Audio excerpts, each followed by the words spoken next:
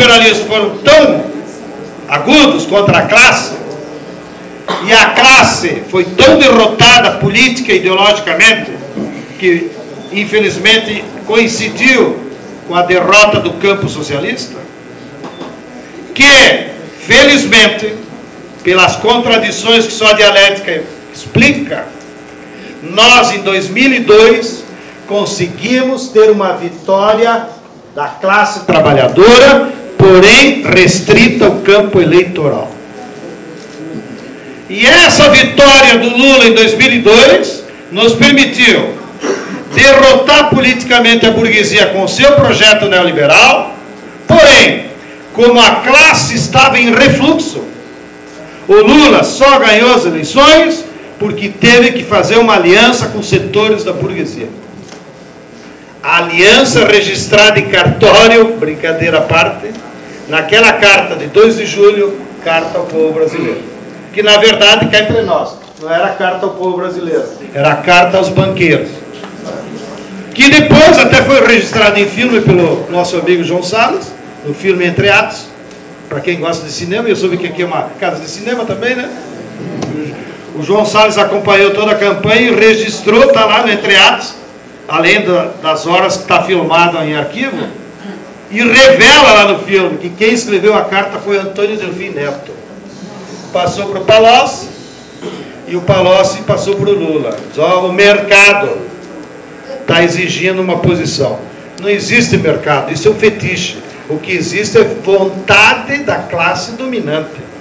Quando na imprensa a gente ouve, o mercado diz assim, não é mercado, porque eles têm vergonha de dizer a burguesia quer assim. Então eles usam o mercado como um fetiche. Tá? Bem, sigo.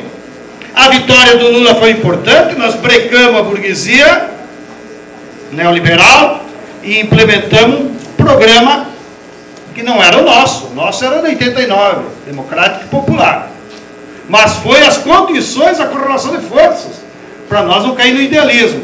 Os únicos dois que podem cair no idealismo é eu e o padre Hermano, que somos cristãos marxistas. Então os cristãos nós temos esse desvio de ser idealista, né? Achar que só a nossa vontade resolve. E na sociedade capitalista não é a vontade que resolve. É igual ao jogo de futebol, é a correlação de forças, vai ganhar o time melhor. Tá? E o time que perde como o Vasco nem torcida tem.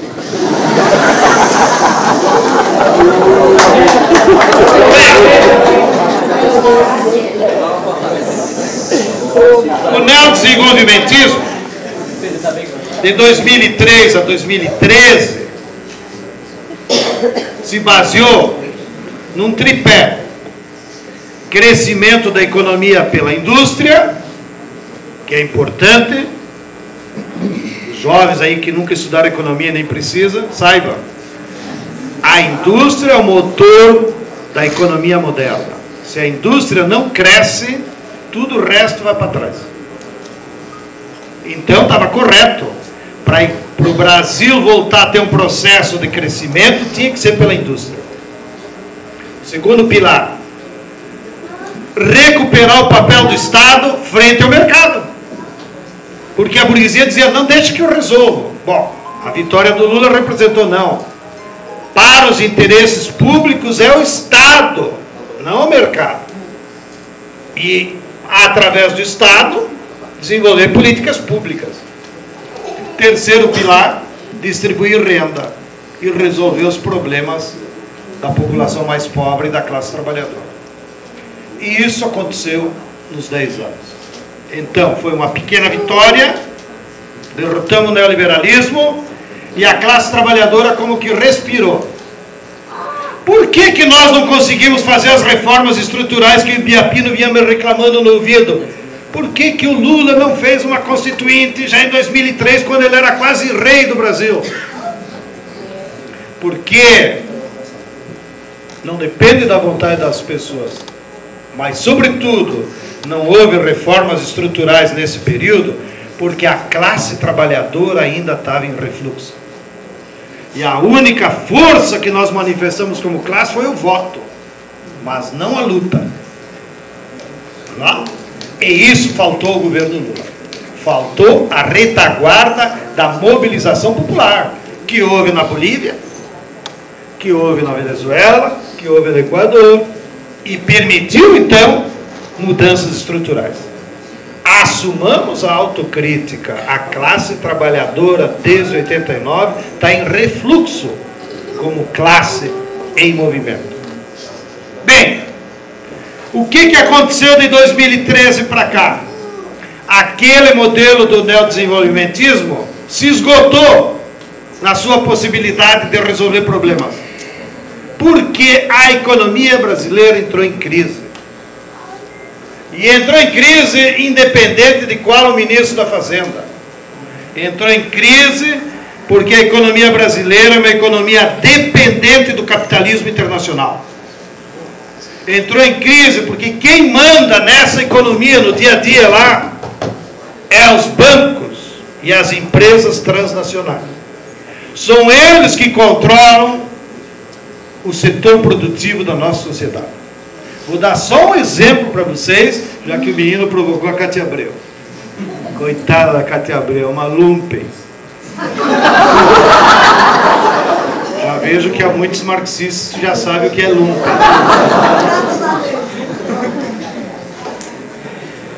Você vai lá no orçamento do governo, mesmo nos bons tempos do Lula, soma tudo que o governo gasta na agricultura. Ministério da Agricultura, Embrapa, que é um bom orçamento, MDA, Pesca, INCRA, soma tudo.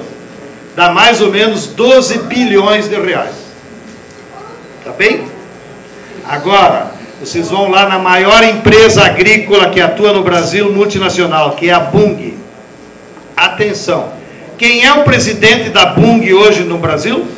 Pedro Parente, ex-Casa Civil do Fernando Henrique. Lhes diz alguma coisa? Entenderam como eles se movem, os seus quadros?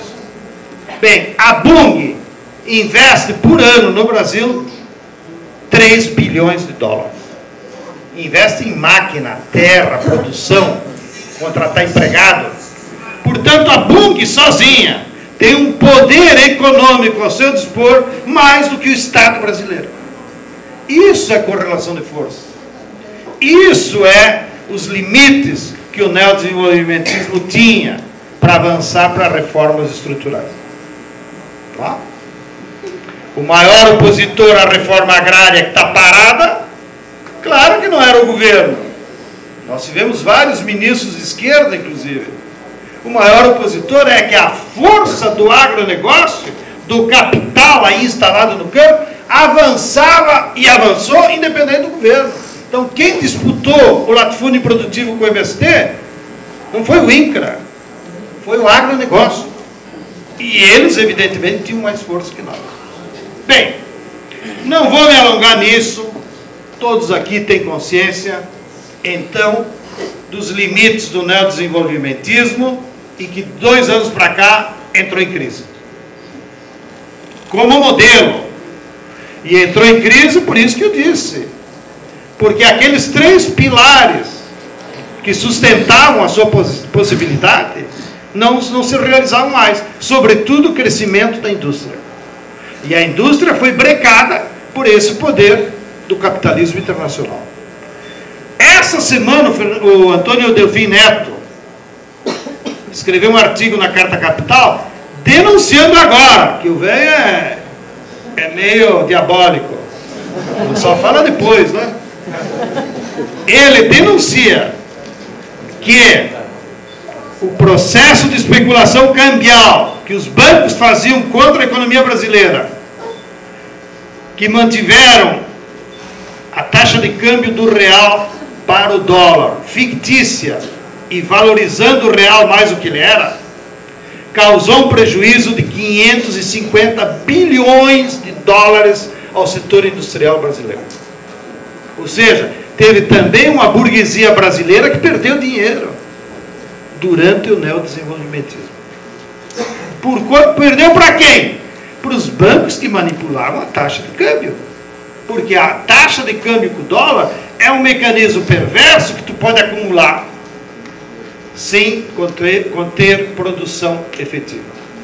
Bem, então nós chegamos à seguinte situação hoje, que é mais ou menos consenso entre todas as forças de esquerda, inclusive os companheiros do PSOL, até o PCO concorda. O PSTU não, porque são um patinho feio. Aí é só problema de psicologia, não é da política.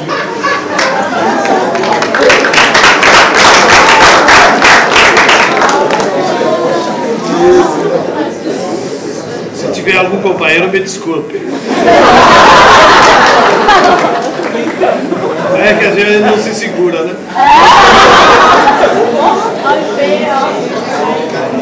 Bem, qual é o diagnóstico que toda a esquerda concorda no Brasil? Nós estamos enfrentando 3 crises atualmente.